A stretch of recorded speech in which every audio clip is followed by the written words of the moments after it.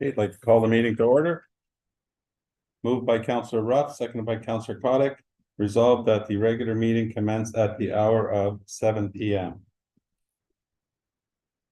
And be it further resolved that council acknowledges that we are meeting in the Robinson-Superior Treaty area on lands that have been traditionally used by several Indigenous nations.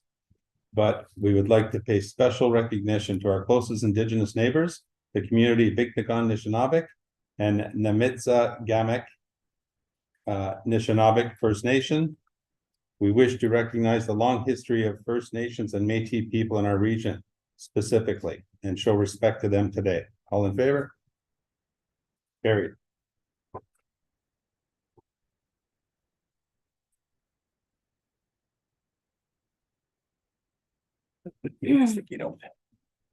Okay, additions or deletions to the agenda?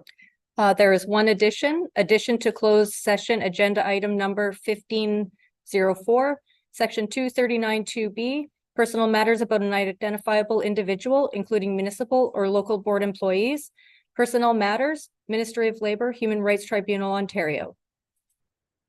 Okay. Disclosure of pecuniary interest and general nature thereof. Seeing none. Okay, approval of the agendas. Moved by Councillor Kotick, seconded by Councillor Keogh. Resolved that the agenda be approved as amended. All in favor? Carried.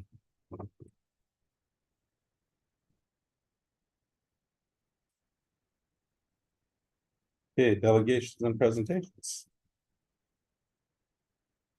Moved by Councillor Keogh, seconded by Councillor Ruff. Resolved that council has been provided a presentation from Staff Sergeant Camille Descharmes, Detachment Commander, Marathon OPP, regarding Township of Manitouwage's third quarter 2023 report. Welcome. Good evening. We'll rip through this quick. Looks like we have a few people to chat with here. So ladies, all have a copy, right? Excellent. Yeah. Excellent. Look at the first page again, you'll see for the quarter in July, August, and September. You'll see the Provincial Offences Act chart that relate to the company itself. And then going to the second page, similar to the last report we had, right? Again, you've got everything broken down by day and by time of day as well. And again, you see the classic case again here as well, where you've got kind of those peak times right kind of in the middle of the day. And like I've said before, it's kind of the same across the board. And you see again the calls broken down by month, July, August, and September. Again, you see there again, summer is always peak, right? You'll see there July had the most most significant amount of calls throughout this quarter. If we jump over to the next page, you'll see a breakdown there. So I'm on page 101, it says calls for service building summary report. And you'll see there again comparison just of the broad topics. So again, criminal code, property crime offenses, things like that. Things are pretty standard, no big jumps on those from the same time last year in 2022 to this year in 2023. But then if you move over to the next page, it kind of breaks them down even more. So this is page 105, again, calls for service building summary report. Again, you'll see the comparisons from July, September of 2023 to 2022. And again, things are pretty standard across the board. You'll see B&Es that were quite a bit more. There were 4 compared to 1 last year. Thefts were up as well. That was hats off to our local officers here. We had a string of break and enters, again, just using that local knowledge, right? They were able to quickly identify 2 subjects. They were arrested and charged accordingly. And that just goes a long way in a smaller community, right? Just knowing that, again, you can't break into local residences, or some of these were businesses as well, and just getting away with it, right? Again, the local townspeople don't want to help it, and the business owners don't want to either. So that was great work by our local guys and girls. Flipping over to the next page. Again, nothing really sticking out. You see Trespass Property Act occurrences towards the bottom. There were 6 instead of 2 from last year, so that was a bit of a spike. And even overall for the year, we have 16 compared to 8 from last year. So for some reason, that's gone up a bit. And on the next page over, so 3 of 5 domestics have gone up as well. Suspicious persons have gone up, and noise complaints have gone up as well. And the next significant one was neighbor disputes as well. So neighbor disputes can cross over to Trespass Property Act issues as well, right? So it makes sense that both of those would be up because they are so closely tied together. Moving up to 4 of 5, page 4 of 5. False alarms, again, still up compared to last year. We had 7 and 17 so far year to date, compared to 4 and 6 last year, 2022. And 911 job calls were up significantly as well, 7 during the quarter. There were some issues with some the software, some cell phones that I believe they got corrected now, so which is good. Jumping over to police board report to Manitowocq. Just this page here, it kind of has all of our total hours. So again, you see cruiser patrol hours for the town, 91.25. You'll see green hours for patrol hours, just over 23, and school hours too, seeing as school had just started up in September. So that's about it for the report. So I can talk just quickly about some of our local officers. We do luckily have an officer down at the Ontario Police College right now for Manitowocq. Robin Dombrowski, she's originally from the Ottawa Valley area. Will be here in February. She's really excited to come up. She actually specifically asked to come up to Manitowocq, so it's great to get her on board. Yeah, Constable Savetti, he just returned from the drug recognition expert course. One of the most difficult courses to go on. So basically, he went down to the Ontario Police College for 2 weeks, came back for a little break, and then we sent him down to Florida, where he spent 2 weeks down in Florida. It was not vacation time, I can tell you that. There was no time to go on the beach. He was studying throughout the night. Very difficult course. So again, this basically allows him to detect a drug that someone is on. So your classic case, we stop someone, they have been drinking, but they're impaired by drug, arrest them, we present them to Constable Savetti, and he's able to determine through his own testing methods what drug they're on and how impaired they are. So again, I can't say now it's very difficult for us. So I mean, we should definitely be proud to have an officer locally that was able to obtain that certification. And I mean, that's about it locally. Again, I'm always a bigger fan of discussion. So if anybody has any questions, wants to talk about something, I'm very keen for that. Are there any questions? Through the chair, I do have a few questions. Yeah. How many officers do we currently have per shift? Yeah, so if you'd like to discuss staffing issues like that, we can definitely do that in camera. Okay. Yeah. Right. The other question I have here, I have a couple, sorry, I don't know if this will fall under the same. What equipment do we have here in Manitowocq? Do we have 4-wheelers and sleds in town? So we have 4-wheelers, motorized snow vehicles, boats in our cluster. So again, we're clustered with Marathon and Manitowocq. Marathon is the host, Manitowocq is a satellite. So we do have that equipment available throughout the cluster. So sometimes the sleds might be in Manitowocq, they might be in Marathon, same thing with ATVs or boats or vice versa.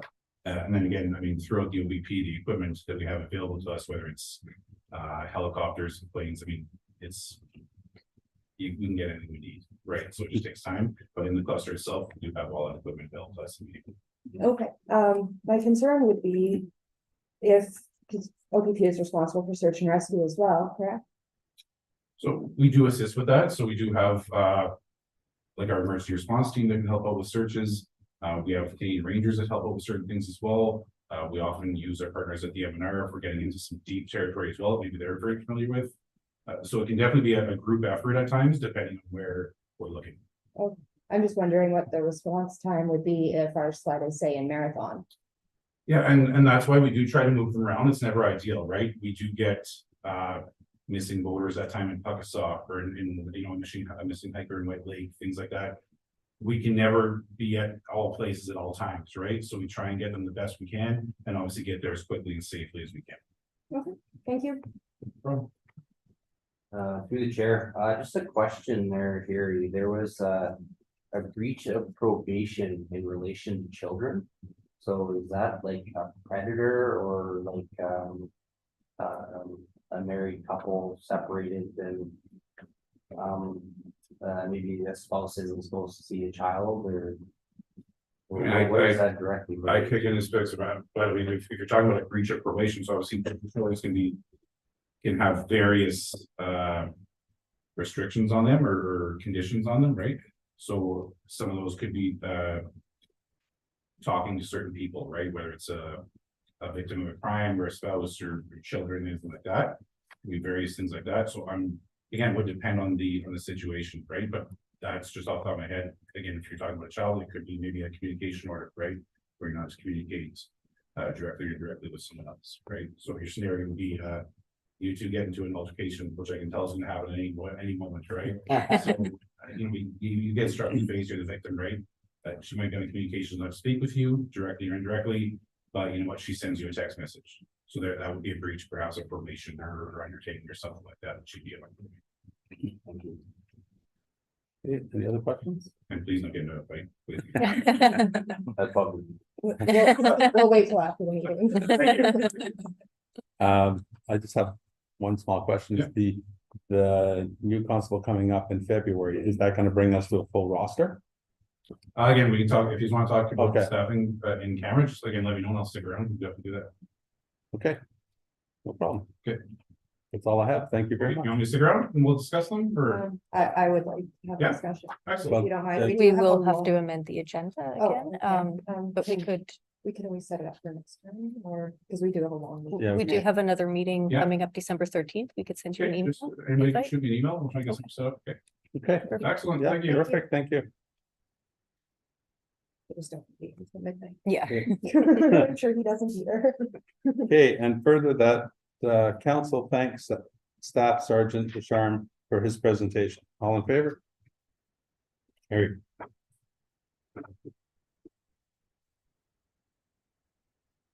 Next is presentation.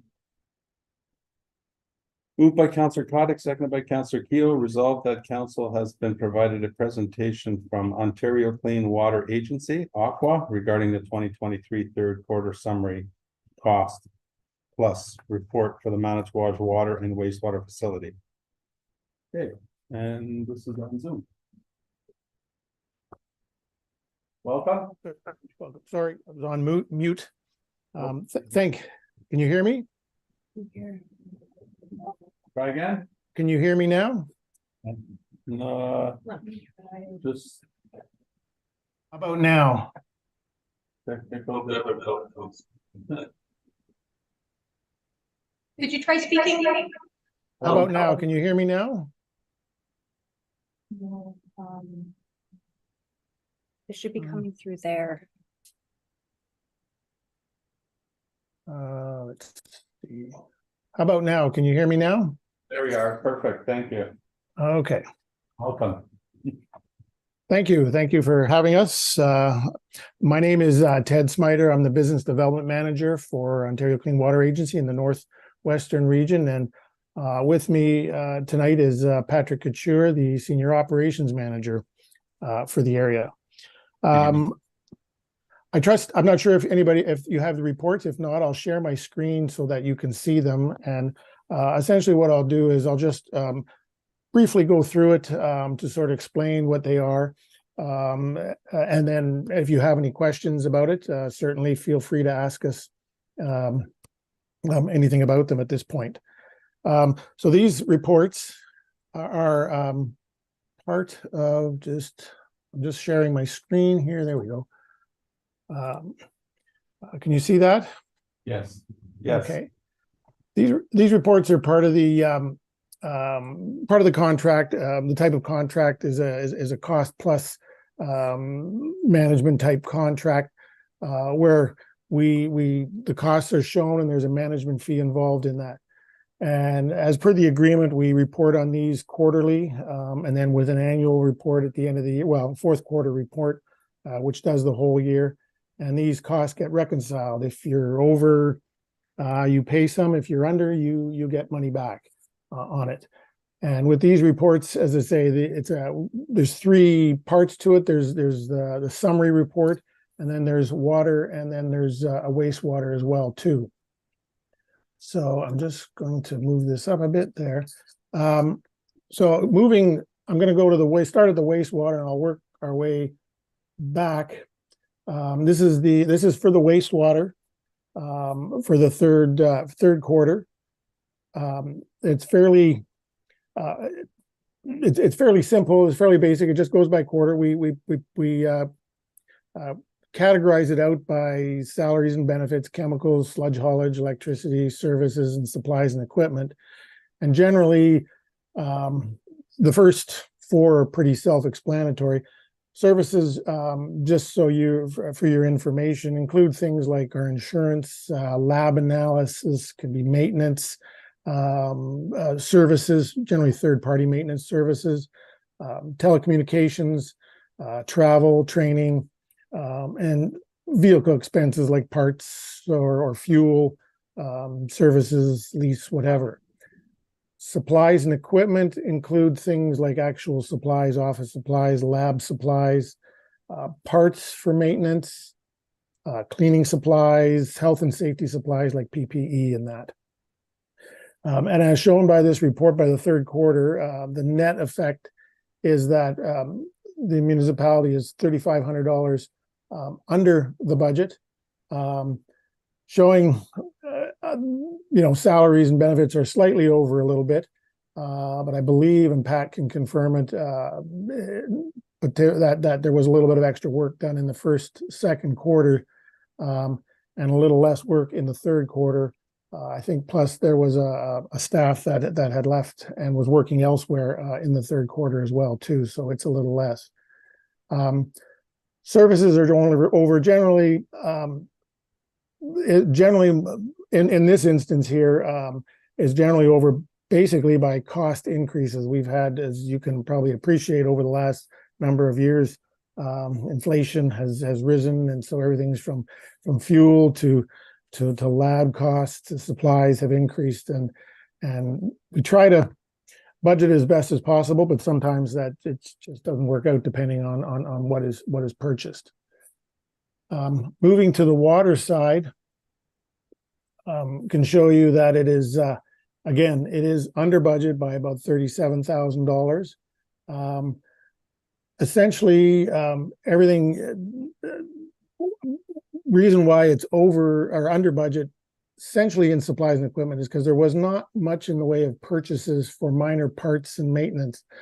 We usually include a little bit if there's potentially any maintenance type work to be done, minor maintenance type of stuff, just so that there's a little bit of room in the budget. But for this year, from what we can tell, it's and again, Pat can confirm that it's been a fairly good year for minimal maintenance in that regard, which also can be part of the fact that the salaries are under a little bit too, because we do like to ensure that we have a little bit of salaries for extras, overtime, things like that as necessary. So when you roll these two up, you get the full summary here. This is the summary for both the water and wastewater. And as you can see, currently as of the third quarter, it is about $40,000 under budget. And chances are for the end of the year, it will be under budget. As to how much, it's hard to say.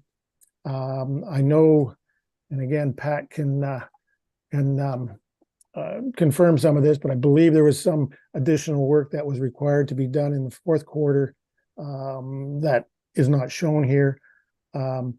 Their chemicals, there wasn't any purchases indicated in the third quarter, so there may be some in the fourth quarter, depending on how much and when.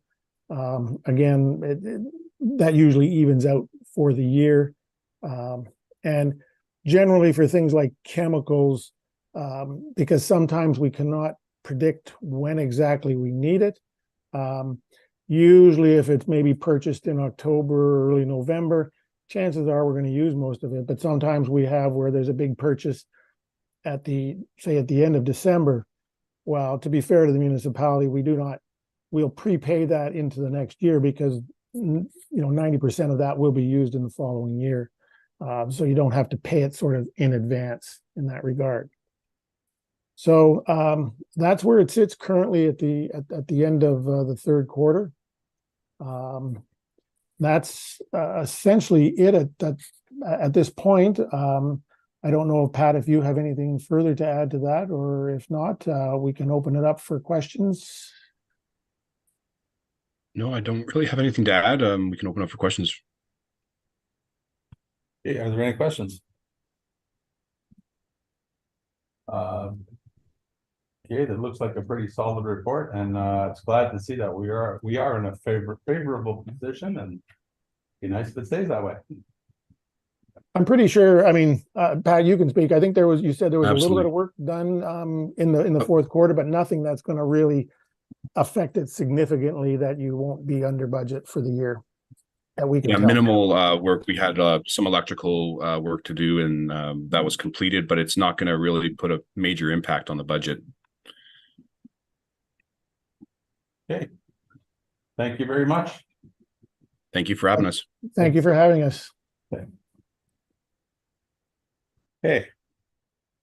And further, that council thanks Aqua for their presentation. All in favor? Carried.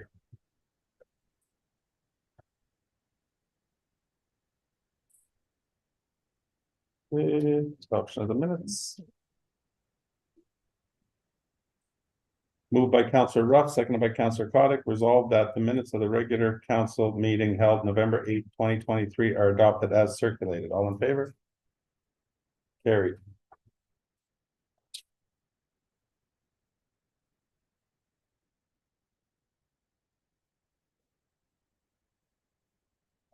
No petitions, correspondence. Moved by Councillor Coddick, seconded by Councillor Hudson, resolved that correspondence item 08-01 to 08-02 be received and filed. All in favor? Carried.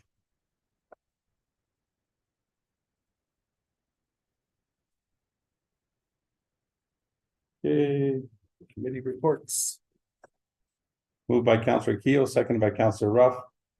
Resolved that the minutes of the meeting of the Thunder Bay District Board of Health held October 18th, 2023 be accepted as received. All in favor?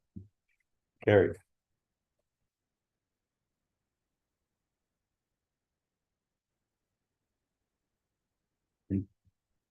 Moved by Councillor Keel, seconded by Councillor Coddick. Resolved that the minutes of the meeting of the Thunder Bay District Social Services Administration Board held October 19th, 2023 be accepted as received. All in favor? Carried.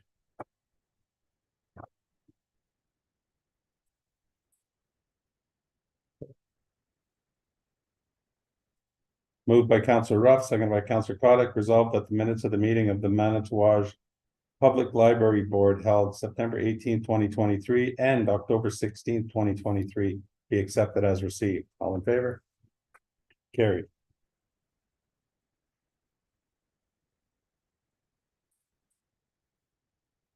Okay, verbal update by the mayor. Okay, I want to say shout out to all the people, businesses that helped put on the Moonlight Madness. That was amazing to see everybody downtown and, you know, really enjoying the beginning of the festive season. And also same shout out goes to the people that set up the Christmas market the next day. And a special thank you to everyone that went out and supported all the vendors. Thank you very much. Over to you, Kelly. Thank you. I had very similar updates to the mayor. I wanted to just thank again all the businesses as well as the staff that put together the Midnight Madness and worked with the vendors for the craft show. Very successful. I was able to attend one and it was overwhelming to see a lot of people out, and the business is really full in the evening. Also wanted to indicate that the library project, we've been able to secure a vendor and working with the library to and our public works team to remove the books and materials. And the project is ready to start for December 14th. Yeah. That's all I have. Perfect, thank you. Okay, nothing under business, bylaws, motions, on to closed session. Okay. Moved by Councillor Keel, seconded by Councillor Hudson.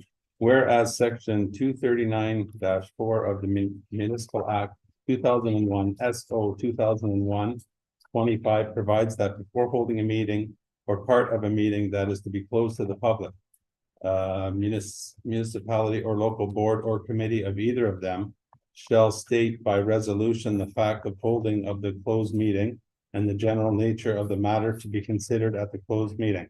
Now therefore be it resolved that this meeting is hereby closed to the public as the subject matters being discussed falls under the following section.